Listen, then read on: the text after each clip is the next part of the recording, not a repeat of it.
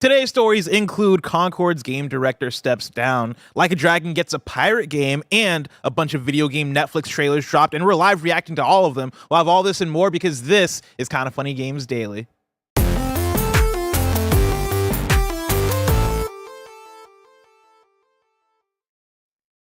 Yo, what's up? Welcome to Kinda Funny Games Daily for Friday, September 20th, 2024. I'm one of your hosts, Blessing Adeoye Jr. Joining me is the Nitro Rifle, Andy Cortez. Damn, you're looking good right now, man. Oh, you're looking good. Look at that sweatshirt you are looking great. I didn't know we'd be matching. Yeah. Do you mind taking off the sweatshirt? I'm gonna take this off because I don't like us matching. Yeah, you're matching a little bit too much. Your check will be in the body. Oh god. Your Don't give me the one. There your check will be in the mail, by the way, Bless. Thank you for this sponsorship. It's a pleasure to do business with you, Bless. Good morning.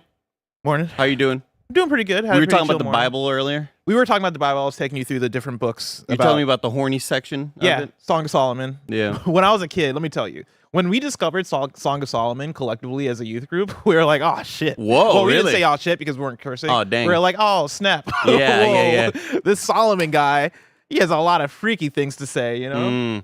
When I remember being a kid and I had it was a CD-ROM and it was an encyclopedia CD-ROM. And in there's obviously a lot of different. You can look up animals, you can look up diseases, you can look up whatever the hell it is you're looking for in this encyclopedia. But there was a video of a woman giving herself a breast exam. Oh, and that video got played a lot. Yeah, in the Cortez household. Dude, let me tell you, when I was a kid, I was 12 years old. I was like, this is crazy. They just got this on this disc. I can't believe this. I forget what I was looking up on. It was like when YouTube first came around, right? It was like the first 3 years of YouTube, I'll say. And I was looking up something exam. I don't know what exactly I was YouTubing that involved the word exam, but like a bunch of breast exams came up, and as a kid I was mind blown because I was like, it's pornography. Not realize that like this is crazy. Yeah, because as a kid I don't realize that it's all educational material. Yeah. So YouTube doesn't categorize it as pornography. I don't know if they still do. But you see a little nip and you're like, god damn. I was like, oh, because I was probably like, I don't know, 14, 15, 13. I was like, oh snap, like this is crazy. Very formative. Never seen one of these before. Very formative. Super formative. What about you? How's your morning going? Morning's great. Me and Barrett were racing Greg on the way to work. Oh. I had to drive by him. I cut over like 4 lanes just to kind of get in front of him, just to kind of show him, who the real captain of the road is. I feel like if I saw Greg before 8:30 a.m., it would ruin the rest of my day. You're like, fuck. We both exchanged a little flip off. We flipped the bird at each other. Yeah. And he asked me why my window tinting is so dark. I was like, I didn't know I didn't realize it. Do they have? I don't know if they have those laws in like the Bay Area in San Francisco. They definitely do. Really? Oh, really? Yeah, there's a certain percentage where it's like it has to allow at least like 15, I think. He accused me of having dark window tinting because I'm always smoking the reefer. That's word for word. The police will get you about that reefer in San Francisco. Everybody knows that. Absolutely. Everybody also knows about video game news. Remember, this is Kinda Funny Games Daily. Each and every weekday, we run you through the nerdy news you need to know about live on YouTube, Twitch, and on podcast services around the globe. If you Kevin's keeping me guessing with the camera. I like to give you your single for this, but then when you guys both do the the knocking, I want to show both of you guys. I feel it. I love you keeping me on my toes. Yeah. If you love what we do, support us with the Kinda Funny membership on Patreon or YouTube to get all of our shows ad-free, watch us record them live, and get a daily exclusive show. For a chance to be a part of the show, submit your thoughts and opinions as YouTube Super Chats as we go. Housekeeping for you. Of course, we're an 11-person business all about live talk shows. So today, after KFGD, you'll get GAMESCAST, which is a story about how Snowbike Mike flew a real-life jet. Then after that is the stream. What was that, Kev? Jet? He flew a jet? Not a helicopter? I wrote down jet. I actually have no idea. I think it might have been a helicopter. I knew he flew a flying device, a flying machine. I won't be. Jet sounded cooler. I won't be on that podcast, but there was a random text exchange while he was on this trip, where he texted me and said, "Hold on, let me scroll through real quick. Let's see. Here's a text about Alex Caruso. Like, I'm in the air, Jabroni. There's a text about fucking Beetlejuice. I may not get to it. I may not be able to find it, but it was a text that said, "Man, I would be so good at flying a helicopter, like it's unbelievable." And I said, absolutely not. And I said, don't let. Oh, here we go. This is Monday, September 9th at 10:58 a.m. Mm-hmm. Just think about how incredible of a pilot I'd be. It's insane.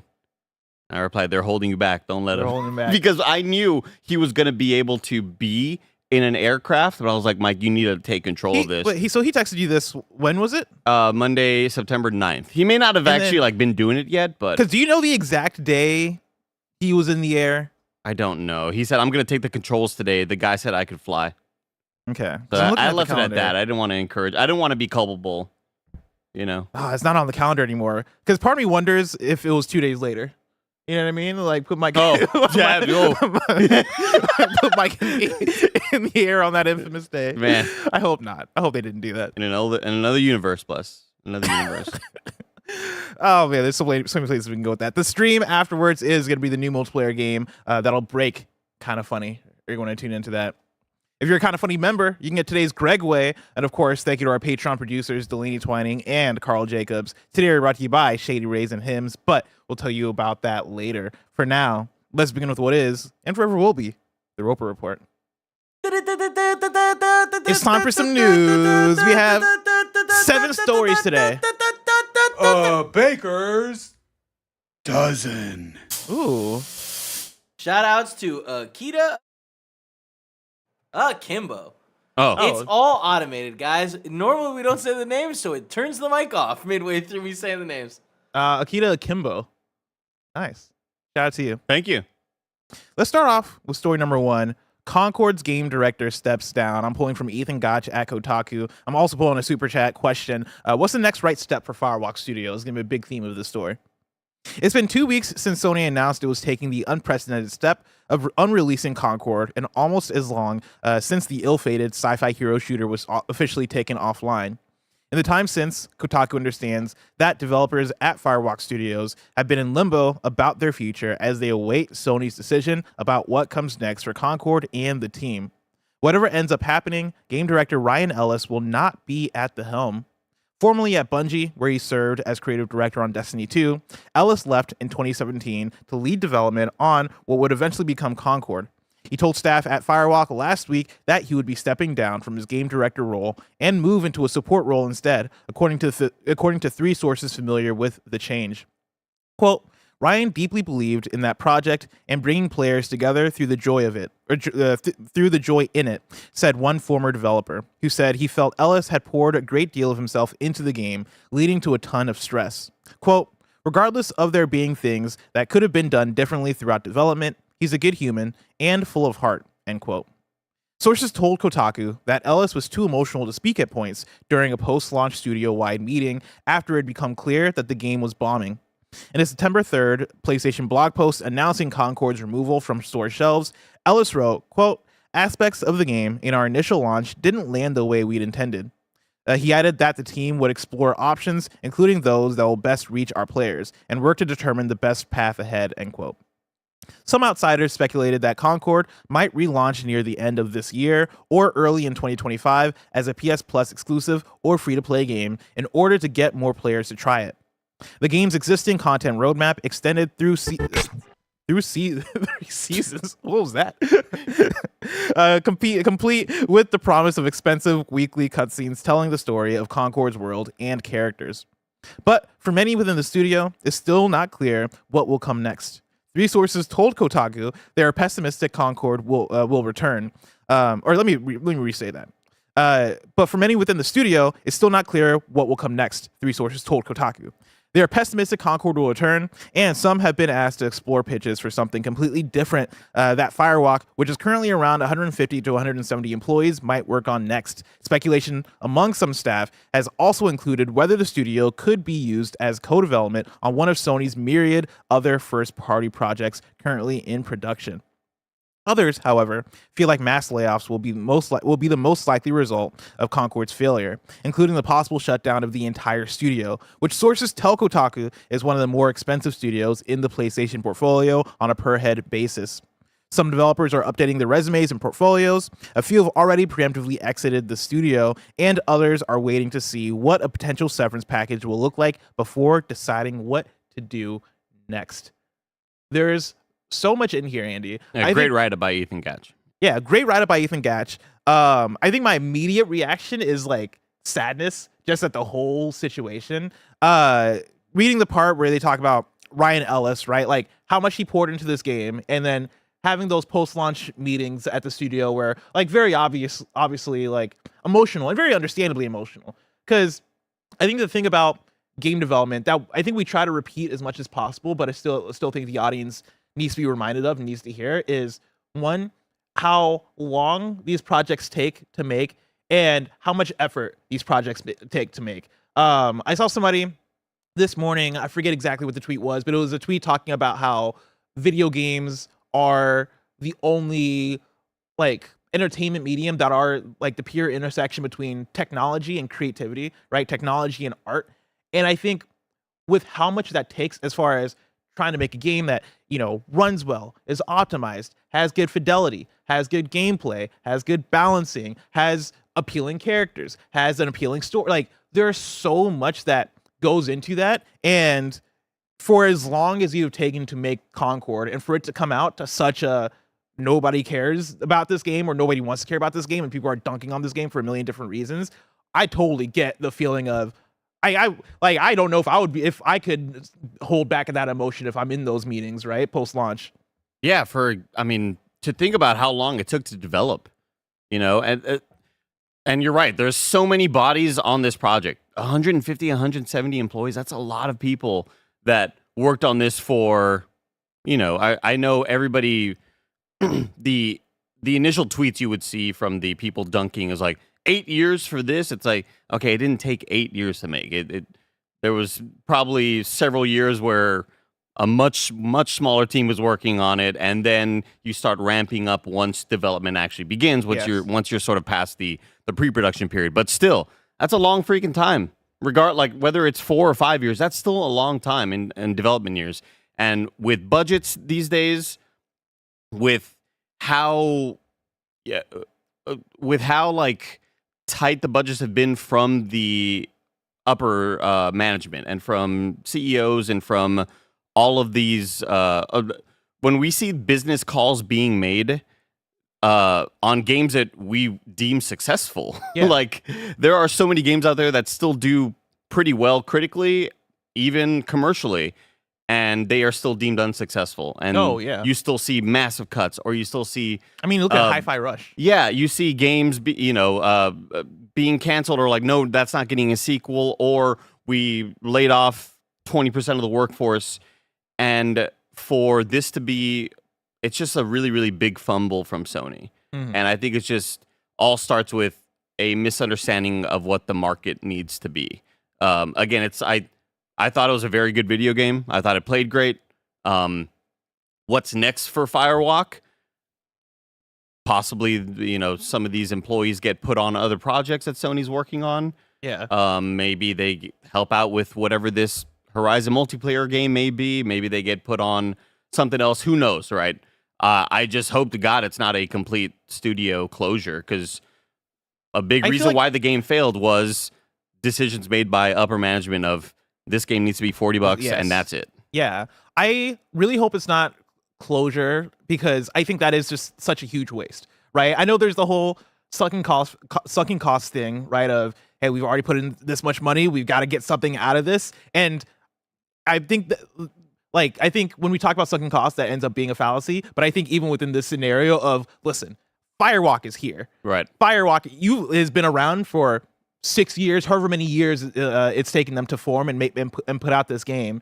You're telling me that their legacy overall is going to be to put out a thing that was out for 2 weeks, saw what, tens of thousands of players, maybe less than tens of thousands of players, and then like disappears like that and is done.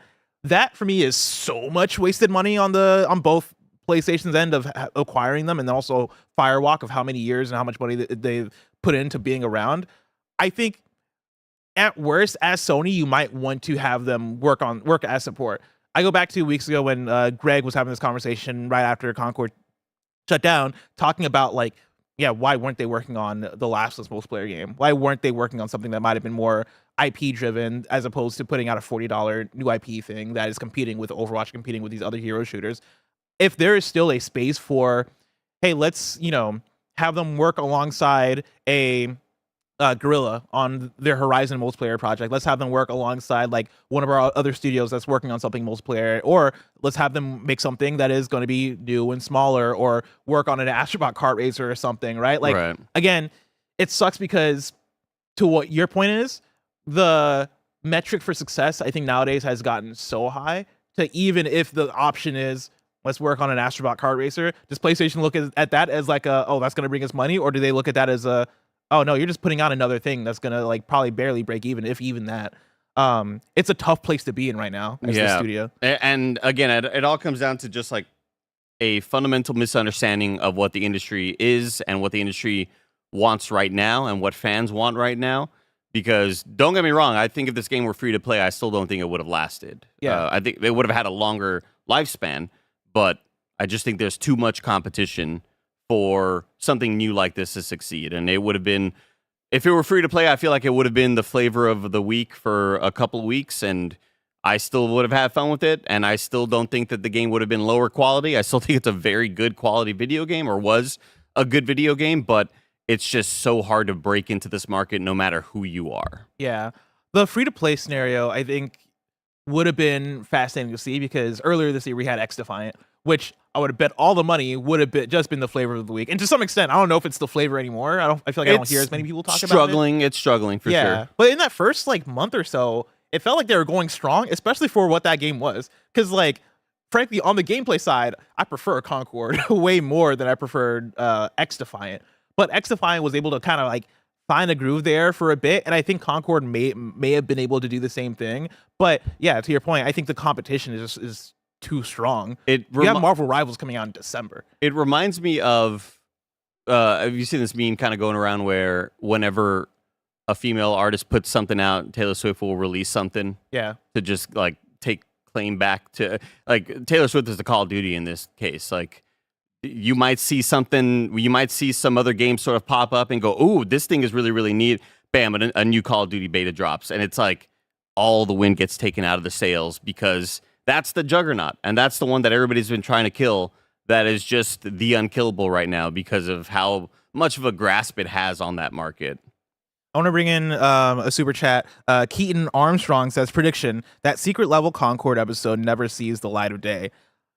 I don't know. I think it probably will. Think it does. Yeah, like I think it's not like Firewalk was working directly on that episode. As far as I understand, like everything going on with Secret Level is on that studio that's making that show. I'm sure they're working with PlayStation on like making sure the IP is straight and all that shit, right? But it's not like not having the one, Firewalk is still here, but even if nobody from Firewalk is working on Secret Episode or Secret Level, I think that episode's still in production. I think it still shows, yeah.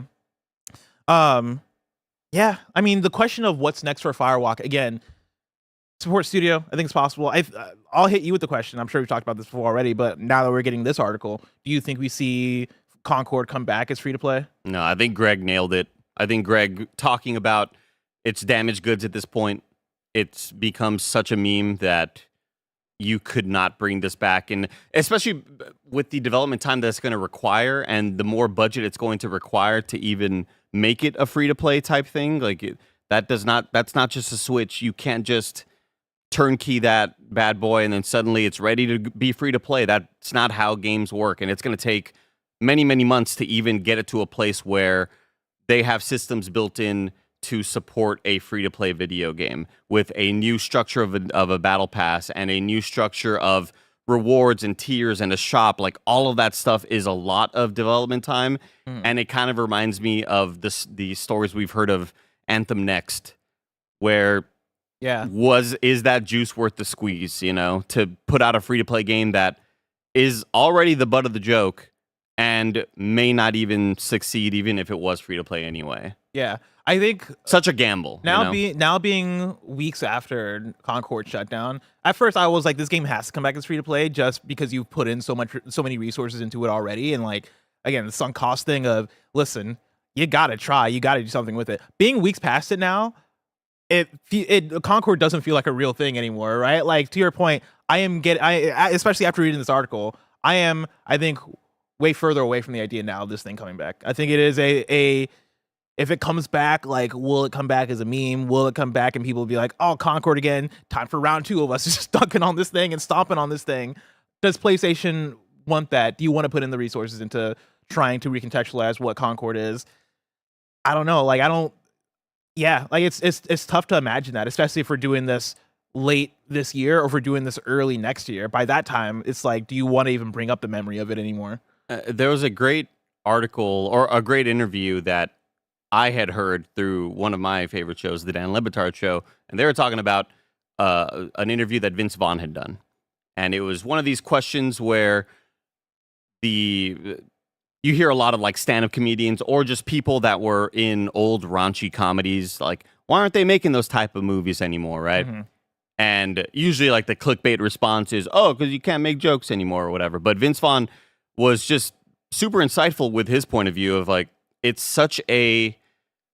is such an IP-driven market that creating a brand new thing is just so hard to sell, and people are so less willing to take a risk on a brand new thing as opposed to if Concord was a shooter based on an already existing thing. Yeah. Like, it's such a more easy sell to be able to do something like that. So when this super chat question asks what's next for Firewalk, I think it is going to be something based on an already existing IP.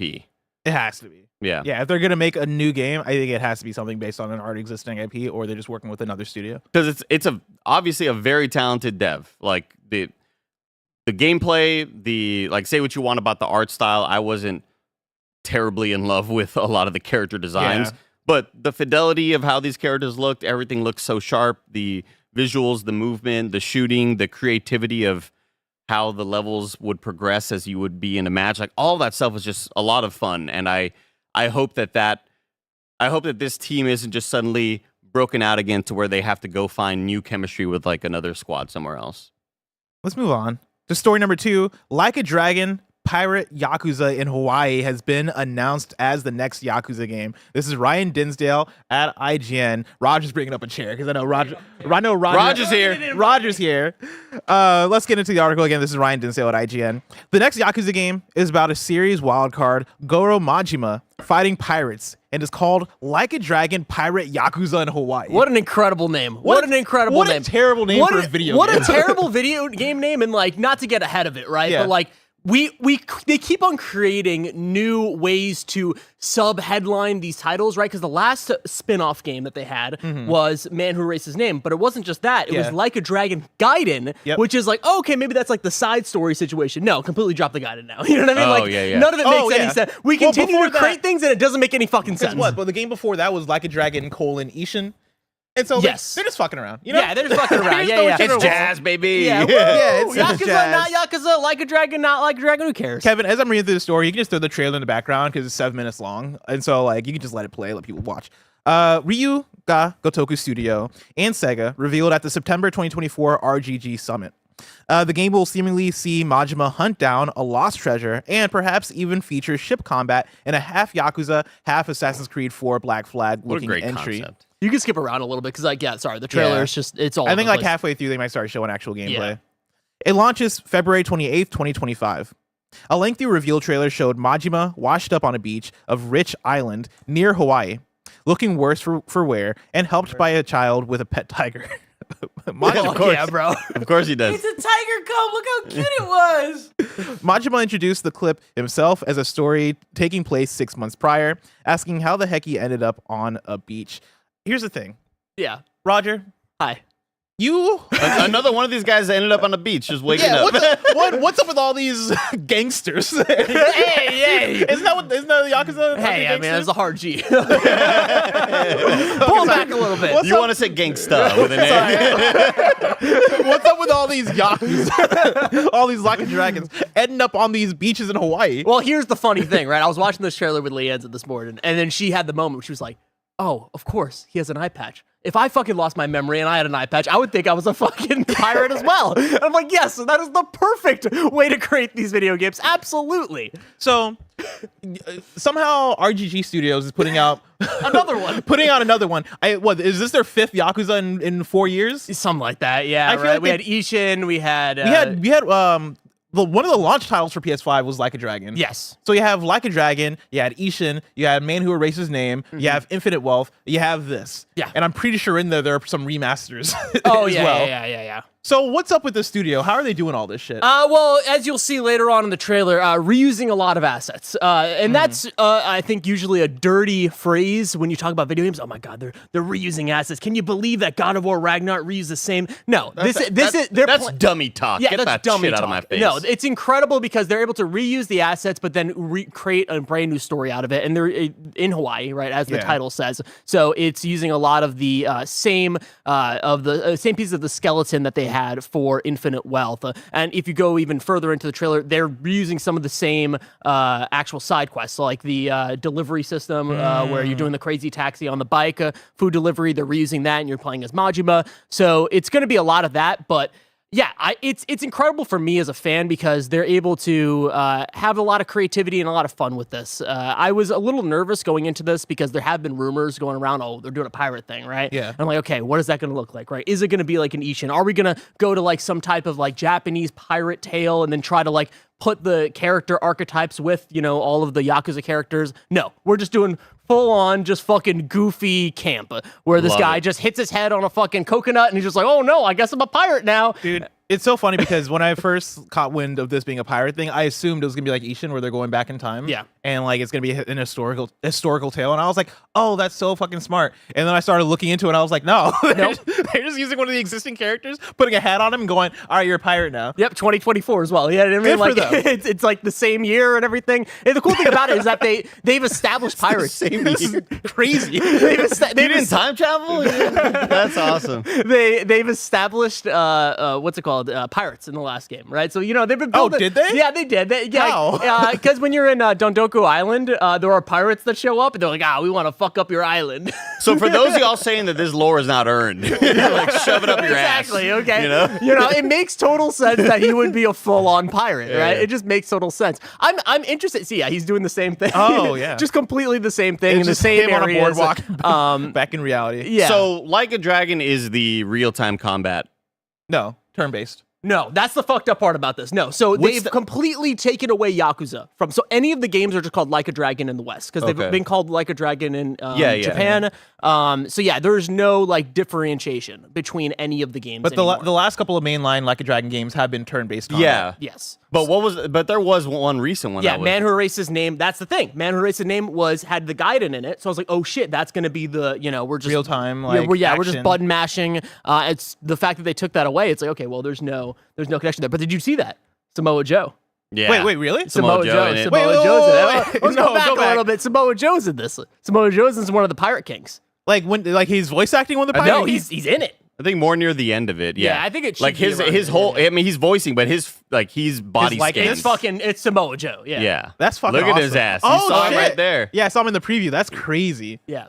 So I'm excited, man. I'm really excited to see what it's February, right? Like it's not too far off. Again, which like is gonna mean that's their 4th game in a 24 Oh, month yeah, you just missed him again. period. There he is. There he is. Oh yeah, Look at I see him in the Look preview. At him. Look at him. Good Come for on. good for Samoa Joe. Good for Samoa King Joe. Shark and a pirate. Yeah. That's And that's the crazy. thing. It's like I do unironically believe that the Gaiden part, even though it's a very long title, would be very helpful because I know that this is a side story, right? It feels like a side story. It's a side thing they're doing here, and it also feels like, let's be honest, like kind of glorified DLC. That's kind of what Man Who Erased His Name literally was. It was DLC that they expanded into a 4-hour, 5-hour experience. Not 5 hour, probably a 7 hours experience. And I'm expecting that here. I'm not expecting a 20, 30-hour RPG. I'm expecting like an 8-hour little, it's a fun little time we had with Majima. How did he end up here? Oh shit, he hit his head in a coconut. That sounds perfect. Yeah. Because this is a franchise I've always wanted to get into because I love the camp. I love the silly moments. I don't love turn-based combat, right? But I feel like I'd still be willing to go for all the goofiness and all the big heartfelt moments, right? Because like this game can get very emotional, or these games can get very emotional. And I've always been kind of scared away from like it's like a 50, 60-hour game. It's like, man, that's a lot of time to put into this, I mean, Are we gonna stream it together? Can we lock ourselves in the studio and play the entire game? What's up with you locking yourself in the studio? Let's just lock ourselves in the studio and just hang out a little bit. SpaghettiOs. I feel like Mike right now because I want to buy you this game. Like I want to buy you anything that would get you to the point to play this game. Like I need you to play this game. That's me with Bless and Lord of the Rings. What I'm realizing is that Roger just loves streaming games. Like we should just like put him on the stream too. It turned it. Like any excuse he has, he's like, what if we just fucking play this thing forever? I feel like I just want to hang out with my friends. We can change your job description. One thing that this kind of reminds me of is like, you know, that sort of cliche thing that happens in movies where maybe a star actor or somebody or a character starts being given like a bunch of different jobs and suddenly he's all in all these commercials. And right now it just feels like, hey, Majima, now you're a pirate now. Yep. He's like, man, this is where my career is right now. Like I'm just kind of being put everywhere. And we could do that with Majima. And he, also, during the Studio RGG stream that they did, they showed off a little trailer for the show that they're doing, and they showed off Majima for the first time, like officially, and it looks cool. Looks like he's doing the whole freaky deaky Majima thing. Freaky deaky. What is the freaky deaky Majima? Yeah, he's doing like he's doing a face. Yeah. Oh. And so I was like, you know, as somebody who's never played these games, that's what I had expected him to look like. But then you hear all the stories about how the showrunners are like, nah, we didn't play the games. Yeah. Well, no, it's like I think it's the actors in the show. Okay. Which is fine. Which is fine. I'm like, listen, I never watched Kind of Funny before I worked here. Yeah, exactly. You know? But Andy, sorry, really quick. It's a joke, by the way. We just need you to play Yakuza 0. That would be an incredible time. When did that one come out? That came out 2018? PS4. Yeah, 2018. Yeah. How long is that bad boy? 2017, probably actually. It's like 30, 40-ish. Yeah, but then you got to do the shopping cart mini game, and that's yeah. It's like 50 if you just spend 15 of the hours just playing blackjack like I do. Okay. So it's you would love it. 20 hours. Okay. Well, yeah, I guess I played 40 hours just. Wait, Yakuza 0 is 20 hours long? That's what people are saying. That's what someone said at least. It's like the amount of time I put into the last Like a Dragon before I dropped off. You can do it. You can do it. Andy. Demon Hacker says Yakuza 0 or Judgment. I started up Judgment. Dude, this was like in. I fuck with Judgment. I think this is before Bless even got hired. Like I fired that bad boy up, and I was like, this is just not for me right now. Oh man, I'm not in the right. The second Judgment space. game is called Lost Judgment. I was gonna say No Judgment, like it's No Malice. The right. I didn't know they made a second one. Yeah, Lost Judgment, which I is never played any of these. Another game that came out in the last like 4 years. Too serious. You know what I mean? Too serious. You know what I mean? Let's have some fun. But that's the thing I fucked with is that it was serious. I think with Like a Dragon and Yakuza is that like I'm going in expecting like a gangster tale and like they just get real goofy with it. Where I'm like, man, this guy, what's his name? Main character, Like a Dragon, Ichiban. Ichiban. I'm like, Ichiban. He's a cool dude, right? He's fucking getting along with everybody, but he's also too happy-go-lucky. He's too plucky. I want somebody who's fucking like he smokes cigarettes and I want. You're gonna get that. Well, you should play Yakuza 0 then. You're gonna get those. Is that Kiryu? Well, it's Kiryu and it's Majima. It's a dual story. You play as both of them, and it's a Majima origin story. So it's like you don't really need the origin story of Majima because he's kind of like the Joker. It's like giving the Joker an origin story. Like, why would you do that? Let's put it on the Patreon poll. All right, let's put it on the you too. Yakuza 0. Yeah. And then also me trapped in the room. I got him down. Rod's just like taped against the wall. It's like, well, you can't get him out. Listen, if you, I will be, me and you, we dress up as gangsters. Okay. But like gangsters from like our respective cultures. Oh yeah, I was gonna say I was like, show up as a cholo. Yeah, I'm gonna show off. I'm gonna like, it's gonna be a fun time. I do have a couple of super chats I want to bring in. Joey Ratstone says, "How does RGG pump these games out so fast?" And like Roger said, right, reuse them assets. Yeah. And it's great. I'm fine with that. Be smart about it. Mm-hmm. And then DJ Kento says, did y'all know there's a 2007 Yakuza Like a Dragon movie from Japan's hardest working director, Takashi Miike? And it's actually kind of great. Oh, I'll check that out. I knew it existed. Didn't know it was good. That's awesome. I'll tell you what, I watched that, totally off topic. Watched that Penguin show. Penguin's real good. And like, don't tell Tim because I don't want to commit to like a review, interview. I don't want to commit yet, right? I want to watch it a little bit more. Pretty good show. Yeah, pretty fucking good. It actually gets me kind of excited. Pretty fucking good. I'll be honest, I liked the Batman movie. I wasn't super sold on like this being my Batman world. I think there's just something in me that holds so strongly to the Christopher Nolan Batman movies where I'm like, this is just the peak, man. But like the Batman movie, I didn't fall in love with. If I didn't absolutely adore those movies, am I still gonna like the Penguin show? I think Colin. I think so because I think Colin Farrell is just like he's having a lot of fun with this character. He's so weird, that character too. It's like he's kind of like a loser, and it rules. Like even like you remember in the Batman movie, him just the silly moments where they show him like the dead person. He's like, oh, what the fuck? Like there's those where he plays it for comedy in a lot of moments at a lot of beats. And that's also the case here. Yeah. And it's just really enjoyable to watch. But Now, pretty cool show. Which do I watch first, The Penguin or Agatha All Along? Barrett told me Agatha All Along is really good. I'm the hearing a lot streets of are good saying things about Agatha it. kind of nice. Agatha, I mean, I might You watch watch the Penguin. that. You watch the Penguin. That's a real movie. I'll get real to show. it But the after issue with Agatha. it, the real issue with it. Have you seen The Sopranos? Like, Have you seen The not Sopranos? really, no. It's very Sopranos, and it's like very, very, very Sopranos. To the point where like when it's like, oh shit, that's gonna be his mom. It's like, oh fuck, you know what I mean? Like, we're just doing the entire Sopranos, not the Gotcha. entire thing, but you know what I mean. Spoilers, by the way. Spoilers. I mean, it's the first episode of No. Sopranos.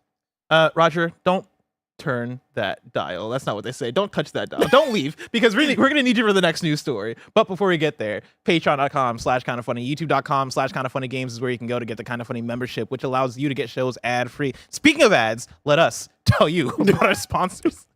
This episode's brought to you by Shady Rays. Get ready for the season ahead with quality shades built to last. Our friends over at Shady Rays have you covered with premium polarized shades that won't break the bank. Shady Rays is an independent sunglasses company that offers an unrivaled product that's just as good as any expensive pair that we've worn.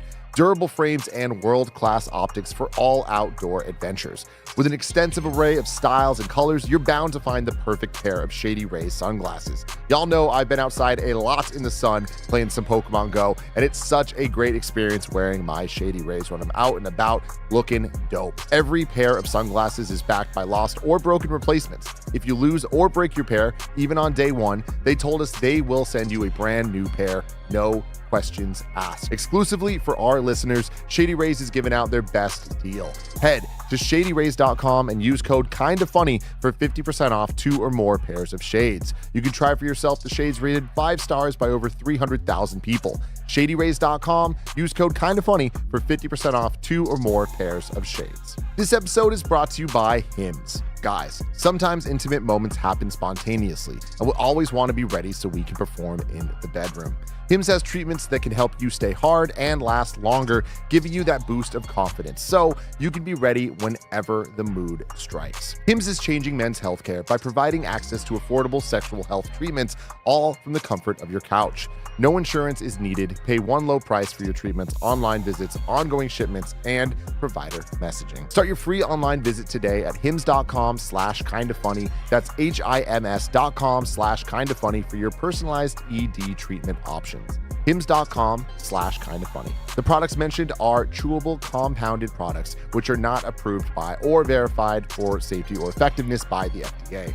Prescriptions require an online consultation with a healthcare provider who will determine if appropriate. Restrictions, details, and important safety information. Subscription required. Price varies based on product and subscription plan. And we're back with story number 3. Netflix teases its animated Splinter Cell series. This is the best day in video game news ever for me. Holy shit. This is such a Roger day of news. I want to live react to the trailer. Kev, you mind bringing it up? I haven't watched it either. I'm excited about this. Oh, let's do it.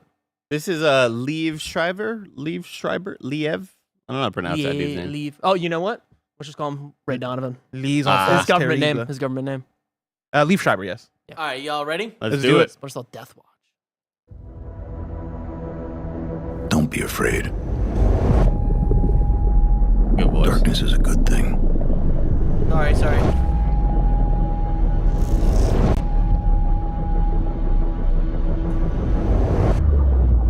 Once you get used to the shadows, They can't see Kevin. They can now. That's why that you whole see bad transition people for happened. who they really are. His name is Douglas. No. What? Leaf And they'll Schreiber never is see you coming for them. Sam Fisher. Good voice, man. Good lord. Death Watch is a really cool name. That's a sick game. Oh, is the that green? That's it. Oh, I wanted more. That's it, big I dog. wanted more. You wanna watch it one more time? Yeah, play it one more time. You know what? Play it on mute because I have more context here from The Verge that I want to read. I'm gonna pull from Andrew Webster at The Verge.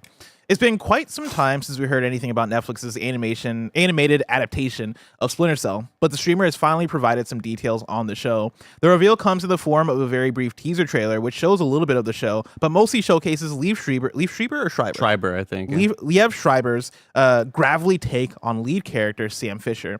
We also have a proper name now. It's called Splinter Cell Death Watch. The show is being written by Derek Kolstad, creator of the John Wick franchise, and the project is part of an ongoing collaboration between Netflix and Splinter Cell developer Ubisoft. The two previously released the animated series Captain Laserhawk and are working on a live-action adaptation of Assassin's Creed. They are? I feel like we talk about this all the time, but like it still surprises me every time because I'm like, we got that movie. I don't know if that did well, but hey. Are you talking about the one with Michael Fassbender? Yeah. Man, that was a long time ago. That was, kind of forget it exists. But it feels like it was yesterday, though, at the same time. That Assassin's Creed movie. Like, I know it's before I got hired at Kind of Funny, but for some reason that feels like it was... Could be 10 years ago. Yeah, it could have been 10 years, could have been 5 years. Yeah. Ubisoft also released a mobile version of Rainbow Six for Netflix subscribers. Okay. There's the connection. Oh, good. Thank you. It's all part of a big push into gaming adaptations from Netflix, yada, yada, yada. And they talk about how the teaser says it's coming soon. Roger? Yeah. What does it do for you? I love the voice, right? I think that's a perfect casting for Sam Fisher. You want that gravitas. You want that deep voice. You want him to sound like a badass. Interesting with the time period that they're going for, right? It's an older Sam Fisher. He looks like older than we've ever seen him in any of the video games, even older than the little appearance that he had in the Ghost Recon game as a little cameo. Yeah. So he's mega old. And it's interesting because like I don't know. 93. He's like 93. Mega old. He's like mega old. Like which Nick is Scarpino age. if you were to be doing animated Splinter Cell show, I just assume, hey, we're going Pandora tomorrow. You know what I mean? Like he's gonna be a young, like up and comer. Like we're going through the entire storyline. This is almost uncharted territory, right? I need you to understand how young that sounded from you calling this man mega old. He's old as fuck. He still looks sexy though, you know? Yeah, I mean he's sexy as fuck, but he's old as fuck, right? I mean those two things can be the same. How old is mega old to you? I mean, well, he's like, I don't know, 60 something. He's got to be 50. He's like maybe. 60. He's like 55 years old. No, you guys are crazy. He's old. He's like late 60s. No. You think He's so? 60. Yeah. No. He's 80 plus now. Late 60s. If that man right there ran for president, I'd be like, that's a young guy right there. Yeah. That man's young as fuck. I mean, you can't. Yeah, to run for president, sure. Rahul Kohli has a lot of white hairs in his beard. Not like that. Not like that. How dare you? Yeah. Okay. How dare you? Whoa. Getting testy Right today. back at you. Fighting back. Somebody said, and Roger is how old? I'm 20. I'm 25. 25. I googled late 60s, and like I'm telling you, Yep. all these guys It's about could be right. him. About right. You tell me right here, this But guy. I don't look at these guys and go, I mean, I googled late Yeah. 60s. Is what I'm saying. yeah, but I'm trying to, like, in my mind, I'm trying to Look at this gather, guy. like, how do I... Replace it with knives? That's him, dude. That's Sam Fisher right there. That's crazy. He loves dual wielding knives. Because I'm, like, trying to figure out what the bar is for mega old. I don't look at these guys and I go, mega Sorry. old. But I do think they're old, but they're not mega. Mega old in comparison to his other games. What about Old Snake? See, Oh, Old yeah, Snake is same mega thing. old. That man's That's about the same. That man's falling off about the the bone. same age? Yeah. It's falling out the bone. Old Snake was falling off the bone for The sure. nanomachine's But just anyway, keeping his body working. we're doing some cool things with this. I mean, they showed I didn't even notice the name. I've never heard this name before, but Douglas Shetland, which is, I've Googled it, is a character in Splinter Cell. It doesn't seem like a main character. I thought it was going to be his boss. Remember, what's his name? Like, it was the black guy who was like his, like, Oh, I've never played Splinter Cell. oh, fuck. I don't know why I'm looking at you. Have you played fuck? No, okay. Whatever. Was he in Conviction? I played the head some of Conviction. the head of Third Echelon, Lambert. There it is. I thought it was Lambert, and I was like, oh, I haven't played this game in a while. No, it's not. So it's interesting where they're going with it. I don't know. This could be a start of something new, but I don't think it is. Like, I don't think it's going to be like, oh, now we're starting a new franchise out of this, right? So, Andy, put on the books. Me and you play Splinter Cell. oh, shit. Like, 'cause, Yeah. like, and Yakuza at the same time. And Yakuza. But here's the thing that worries me about it is like, when everybody's clamoring for Splinter Cell to come back, right, in a big, meaningful way, is the Splinter Cell story really that captivating, or are you just addicted to the idea of this dude crawling through corridors? He's got these 3 lights. Like, the idea of Sam Fisher, is that more tantalizing than, this Lambert industry or whatever the fuck, It's you know? the same thing, and I'm going to get in trouble for this one, but I'm going to say it. There we go. It's very similar to me, at least, for Gears of War.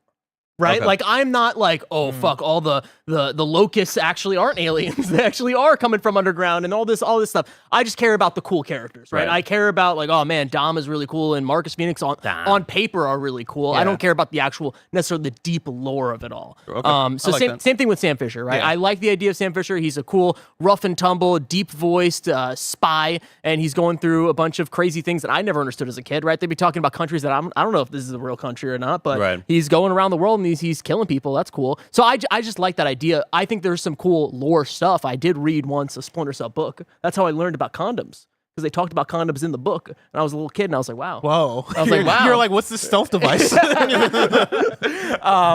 no, I think there's some cool stuff. I don't think this is the start of something new. I think this is going to be a one-off thing that if it's popular, they might be like, oh, let's bring back Splinter Cell as a concept, but we're not going to get old man Sam Fisher. I think we're done. How do you think they get deep into the lore in a way that like enlightens people in a way that makes people go, oh, this is sick? Because the thing that it sticks out to me is that it's being written by Derek Kolstad, who's the creator of John Wick. And when I think of John Wick and John Wick's writing, again, I don't know if Derek Kolstad, if he wrote on John Wick or if he's just like the creator. But when I think of John Wick's like story and lore, I don't think of it going that deep, at least for the parts of John Wick that I love. Yeah. What I love about John Wick is that, spoilers for the beginning of John Wick 1, everybody, the bad people come through, they kill his dog, and John Wick goes, fuck you all, and just kills everybody. That's what I like about the story of John Wick, is how basic it is, how straightforward it is, and all the shit that's happening in the background that's like weird and different, like not different, but weird and cool. It's like some Metal Gear shit. It's some Metal Gear shit, but you don't really care that much about it. You just care about John Wick getting his revenge. And that's the thing about these games, right? Like the best games, I think, are Conviction. I think the best story is Conviction because it's easy to understand. And actually, no, I take that back because it gets all weird. But the best one is probably Double Agent and then a little bit of Conviction because it's just, oh, his daughter died, right? Like his daughter was murdered and then, we're just going from there. And then, all the things that are happening are because he's freaking out because his daughter died. Yeah. And now we're not doing that, right? Like because his daughter came back in Conviction, right? Oh, she was shit. actually, she was, yeah, spoilers. She was actually alive and then now we have to figure out where she is. And then we just get really complicated with all of the geopolitical topics and all that jazz. I want this to be simple, and it seems like they're going for that. Like, this was maybe an ex-partner of his who died, and now he's fucking back. Maybe he retired 10 years ago. That is what's going to work for me about this, is if, the premise is simple as fuck, and it is about, like, hey, we're going to give you just the essence of what makes Splinter Cell cool and what makes Sam Fisher cool as a character by giving him a straightforward mission and showing him being a badass. Yeah. And I think that's why you have Derek Kolstad working on the script for this, right? Because, like, I think that's the kind of story that's going to speak to people. And also, Conviction, I played like half that game. Cool ass video game. It is. I will say. It's sick. That's a cool ass video game. It's sick. But like, what's canon? Nothing's gonna. I hope that like we're just kind of like picking and choosing the canon of Splinter Cell. I hope it's like actually not like, oh, actually at the end of the Blacklist, like this actually. You know what I mean? Like I want them to drop them in a new thing. Yeah, drop in a new thing, new universe. Rabbids are there. He's hanging out with them too. They're not bringing those games back anyway. The Rabbids? The Rabbids? No, I'm talking about Splinter Cell.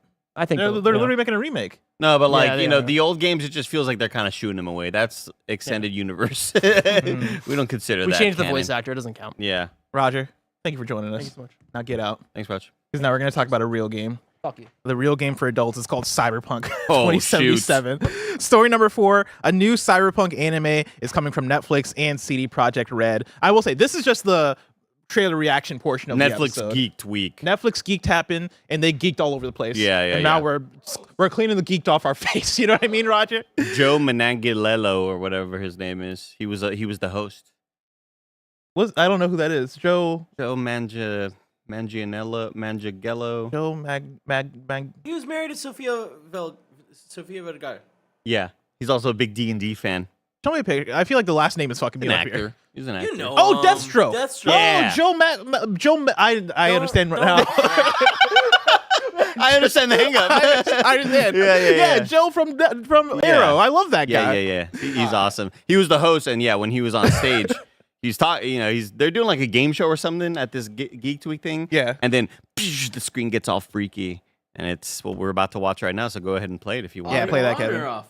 Audio on. Yeah. All right. It's more of a teaser than Only anything. 20 seconds. All right, everybody calm down. Not fucking shit. Audio on not is from muted. Arrow. Never mind. No,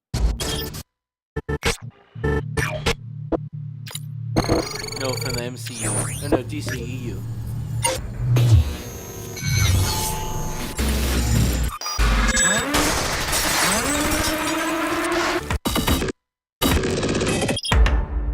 And he was like, "Whoa, we just got hacked." So for audio listeners, it's not like your car's not about to explode. Right. It's just a little tease saying that Cyberpunk returns to Netflix in some way, some form, some fashion. It's an animated show, I believe. I keep trying to find this actor's name. I can't find it. M-A-N M-A-N Joe Man. Just type in that M-A-N-G. Just type in Joe M-A-N-G. Joe Man. Joe Man. Oh, Manganiello. Yeah. Yeah. That's what he said. Manganiello. Manganiello. Yeah, this guy. There's a cool video of him where he has like these big celebrity D&D games. Mm-hmm. And there's I think Kevin and I shared this video with each other actually without knowing it, but it's like this one D&D table maker who does like all these cool custom resins where like it's a flat table, right? But it looks like there's like a cavern with trees, and he makes the tables look sick as fuck. That's cool. And Joe Manganiello was like custom bought one. And so they recorded like him seeing it for the first time, and he was like, "Holy shit!" And then it cuts to him talking about like, "Yeah, we have like Elijah Wood and all these different celebrities that come over for D&D games." So That's sick, awesome. yeah. Kevin, can you bring up a picture back up again, or like the Google images back Very up handsome. again of Joe Manganiello? I was gonna say, good ass looking man. Yeah. God damn. Very good looking dude. Holy cow. Yeah. This man playing D&D also. Yeah. Fuck. Yeah, him and Sofia Vergara, they divorced. They're Very making. sad. Oh damn! Really? Can you type in Joe after that in the Google search? Just type in D&D. I feel like this is who. Like, shout out to Ben Affleck and Jennifer Lopez. I feel like this is the couple we should be caring about. Yeah, I agree. Or the breakup that should have broke the world. You know what I mean? agree. Because look at these two. Yeah, beautiful, just People beautiful were folks. sad. Beautiful about it. people. Anyway, Yeah, but I heard all about J Lo and Ben Affleck. I didn't hear people going crazy over this, which is what people should have been going crazy Mhm. over. Anyway, I'm gonna pull this article from Michael Mcwhertor at Polygon real quick to talk about the CD Projekt Red thing. Netflix and CD Projekt Red are returning to Night City for a new Cyberpunk animated series. The two companies announced Thursday at Netflix's Geek Week event. Details on the good show. untitled project are scant, but what Netflix and CDPR haven't said about the new anime is perhaps telling. The new animation project does not mention Cyberpunk Edgerunners, meaning whatever Netflix and CDPR are cooking up, it may not be a sequel to that 2022 series, but something new. The announcement also doesn't mention Studio Trigger, the anime studio behind Edgerunners. Instead, the teaser mentions Netflix Animation, the streamer's in-house studio that co-produces and develops animated features, sometimes with external studios. Netflix and CD Projekt Red promise that more info on the new Cyberpunk anime is coming soon, so hopefully we get answers quickly about who's making it. So, good news and bad news there, right? Good news is we're getting another Cyberpunk animation. The bad news is, or sad news, we'll see, is that, yeah, Studio Trigger isn't making it, and it's not a sequel to Edgerunners, which in hand is Totally probably makes actually sense. good news, because like I don't think I want a sequel to Edgerunners. It ended on such a good place that, yeah, if you're gonna bring back a Cyberpunk animation, make it something different. right. So Absolutely. Let's see a different story. There's so many stories you could tell there with whether it's the street kid life, whether it's the espionage corporate stuff, corpo, whether it's the people in the Badlands or whatever, out in the desert. There's so many cool stories you could explore in this world. I'm just stoked to kind of see that world reanimated in a different way. I would love to see, and I forget if this has been announced because everything in the world has been announced in terms of adaptations. I'd want to see a live action Cyberpunk thing. Yeah, me I think too. a live action Cyberpunk movie could be the coolest thing ever. Absolutely. I feel like we're ready. There would be so many awesome prosthetics for like the cyber dudes. Yeah. And like cool CG for just creating characters where like half their jaws missing, so they just like I would love to Give see it- that Andy, with a big budget. What's up, Kev? did you watch Alita Battle Angel? No, I never did. Oh shit! You should watch that.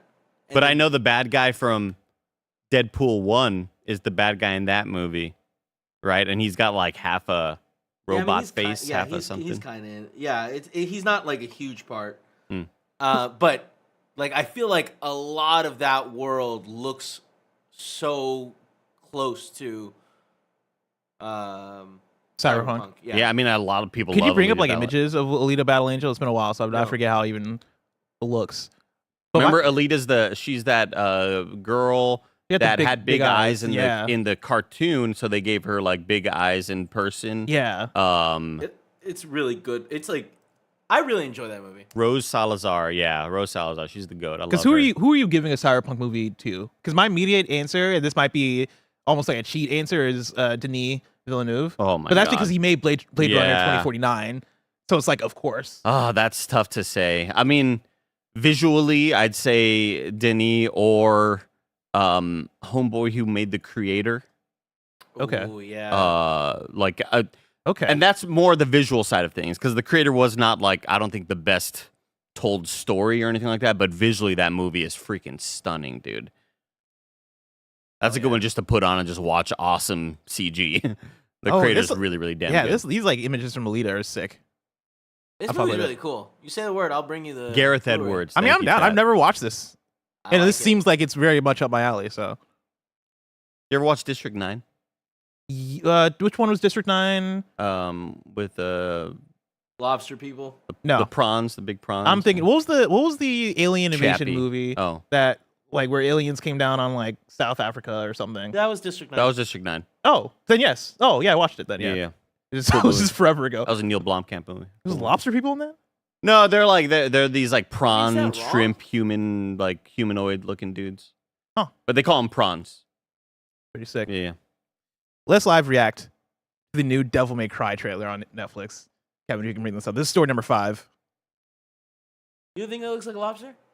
I mean, now that I look at it, I mean, it does look like a crustacean. A prawn, a lobster, crustacean. They're all similar, you know. Same family. It's true. Devil May Cry. He's something else.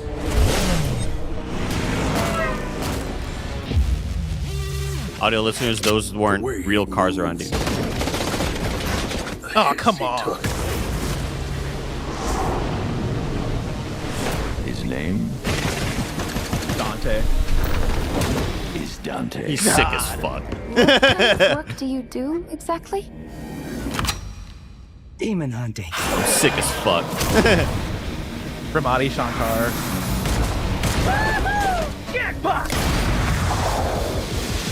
The bullet says, what, fuck it? Is that what it said?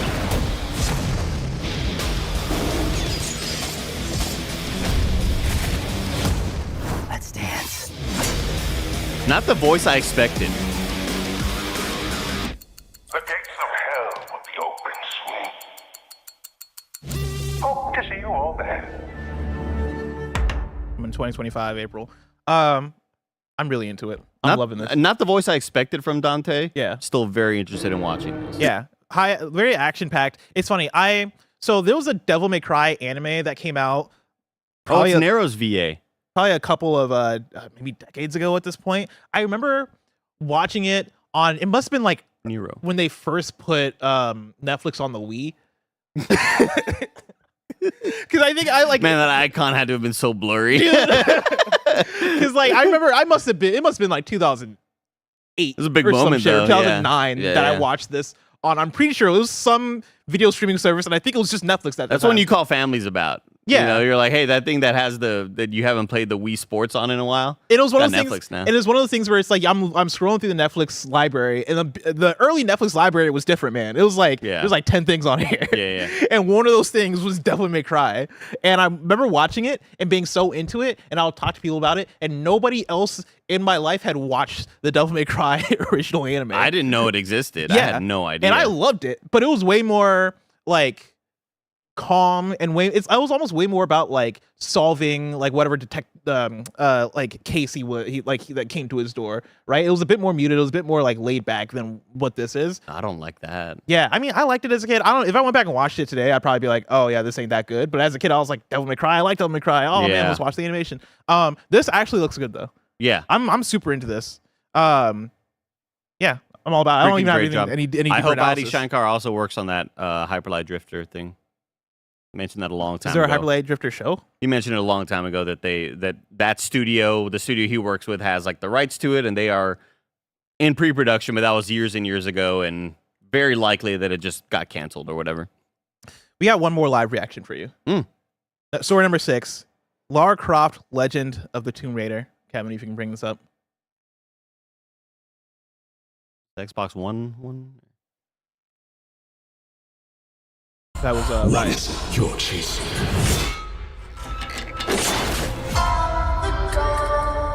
What is it you're running from?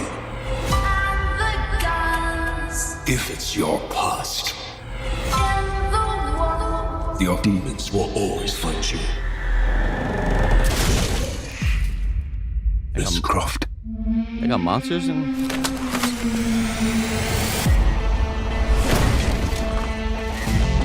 History doesn't always tell us the whole truth. Because the real truth is too difficult for most to bear. I have to figure out what this is all about. Sounds like you could use some help. Jonah!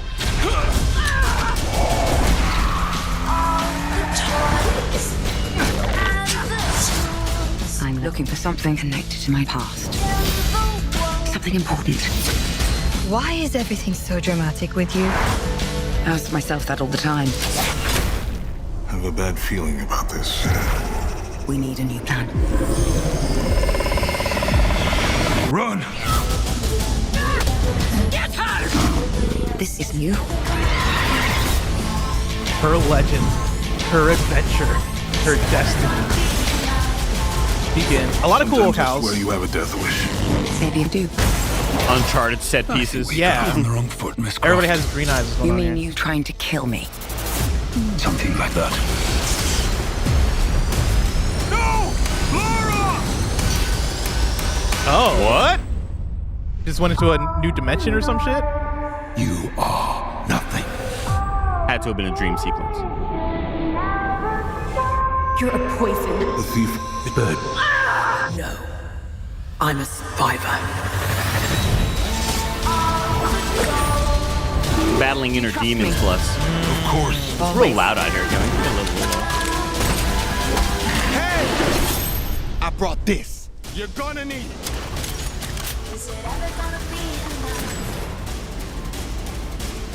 All right. October 10th. So we're less than a month away for this. Doesn't do a whole lot for me. Same. I something about the action, the movement didn't really like.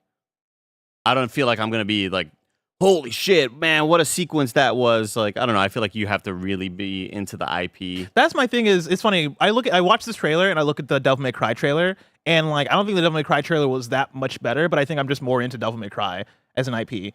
The flashiness, the cockiness, the sort of, you know, the There's that campiness style. of it. Yeah. Yeah. You know. Whereas Lara, like this looks like Tomb Raider, and it's doing all the Tomb Raider Yeah. things and all like the treasure hunter things of we're gonna go to these different locales, we're gonna do a set piece on a train for some reason. Yeah. Every single one of these needs a set piece on a train.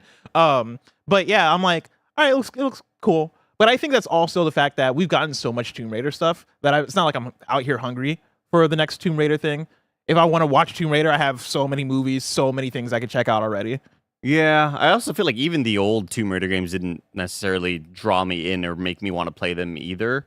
I never really fucked around with a lot of those Tomb Raider games. Obviously, back in the day, I did because it was on my PS1, and I didn't really have a whole lot of other games to play. But I would say this, I don't know, but probably going to be a pass for me. Unless I hear incredible things, then I'll give it a shot. Everybody's saying there's a new trailer for Arcane. Arcane No. Season 2. Yeah, there's Arcane Season 2 has a new clip out. I'll tell you what, I It's a watch clip. her if they make her tits bigger. You know what I mean? Give me back my old Lara Croft. Sound like people in the replies of Greg's tweet about Dragon Age. He's had You an see that? aneurysm reading that. Jesus Christ. I don't know. Actually, I do know. You're not real humans. It's you just know? Twitter's algorithm has been on one, and like the Twitter community has been on one. I think maybe because they got rid of, or maybe they unbanned accounts. I don't know what's going on that platform. But yeah, them replies are crazy. It's all very mentally stable. Ooh, I gotta pause it. I haven't finished Arcade in Season 1. No. Yeah. Oh. And I still want to. So I'm excited for my Blu-rays to get here whenever they do. Unfortunately, Chad, I don't want to watch the Season 2 trailer because I want to finish Season 1. That makes sense. I get it. Because of course, Andy, Season 2 is gonna be big. Huge. It's gonna be huge. But if I wanted something smaller, say the tiniest news I need to know about, where would I go? You'd go to our last story, the Wii News channel, where we'd cover all the small news items you need to know about. Story number 7. It's time for Wii News. From VGC, Microsoft has announced its plans for its Tokyo Game Show broadcast. Xbox's Tokyo Game Show presentation will be broadcast on September 26th at 3 a.m. Pacific time. That's 7 p.m. JT. Liza P soundtrack vinyl is up right now for pre-order at I Am 8-Bit. And then lastly, Sonic the Hedgehog 2, the official movie Mad Libs, is $4.64 on Amazon. Like the what? Like the game? Like a? The official movie Mad Libs. That's like you heard me. Yeah. Did I fucking stutter? Kevin, ring up. Yeah, thank you. Oh, Yeah. okay. $4.64 on Amazon if you want to get the Mad. You remember Mad Libs, right? Of course. Yeah. Where I it's never like- watched the second movie. But really? Yeah. You look at me crazy for not watching Arcane Season 1. This motherfucker hasn't seen Sonic the Hedgehog 2, everybody. This son of a bitch. You didn't finish it is the thing. This son of a bitch hasn't watched different- Sonic 2. Different Everybody levels. tweet at Andy, call him a nincompoop. Some bitch ass shit. That's it for We News. Check out the Mad Libs if you want to get it. They're going to be like, oh, put in an adjective. So you put in an adjective and then... Bitch ass. And then that changes the whole thing. Andy was being a blank adjective. Yeah, exactly. I'm gonna buy that. Before we get into You're Wrong, let's check out some of the super chats that we got here. Let's see. Charlie Nugget says, with the news of these 3 new animations, do you think Dragon Age Absolution? He says DA Absolution. I assume that's Dragon Age. DA Absolution, Castlevania, and Edge Runners. Now, That was an anime. Dragon Age Absolution. Oh, was it? Yeah. Thank you. And I never watched it. I don't know why I didn't watch it, but it feels like one of those properties that kind of just, hey, it's on Netflix, it's available now. We're like, what? Yeah. Like, fuck. They say, do you think these were lightning in a bottle moments, or will these capture that feeling again? I think it'll be hit or miss. I don't know if the Tomb Raider one will, because I don't know if people are hungering for a Tomb Raider thing as strongly. I think it'll do well because I think people just like Tomb Raider generally. But I think a Devil May Cry animation has a lot of potential. I agree. And I think a Splinter Cell animation has a lot of potential too. Not everything can be a hit though. I need to go back. I need to finish Castlevania because I really enjoyed like season 1 of it, and I just never, even on the newer versions of it, I never got back to them. Somebody in chat, Demon Hacker says, I don't think anyone cares about Tomb Raider anymore. Here's my thing, because I was thinking about this as we were watching the trailer. It's kind of crazy how much Tomb Raider has stayed around. Not crazy in the sense that like I want to go away, or I want it to go away, or like I don't care about Tomb Raider, because I liked playing the Tomb Raider like reboot game that came to PS3. I think it launched on. I fucking love that game. But the fact that there are so many 90s video game IP that just went away, and like like even big games that would come out on PS1 where it's like, all right, cool. By the time we get to PS2, PS3, we don't care about you anymore. Tomb Raider has had the staying power that like outshadows like 99% of games from that era. Surprising, yeah. There have been so many Tomb Raider projects, but I think even though it may feel like people aren't hankering for a Tomb Raider thing or people don't care about Tomb Raider, I mean, I think enough have to, because they keep making them. And I think that might just be where Tomb Raider came, like the niche that Tomb Raider filled, right? You had a treasure hunting game that featured like a realistic protagonist, one of the like, main, I don't want to say first, but like I guess first iconic female protagonists of the era, right? Like I think that means a lot to people. It kind of takes me back to that initial conversation on like story number 1 or whatever, or when we were talking about Concord, like it's an IP that people know. Use it. Make a Tomb Raider hero shooter. Yeah.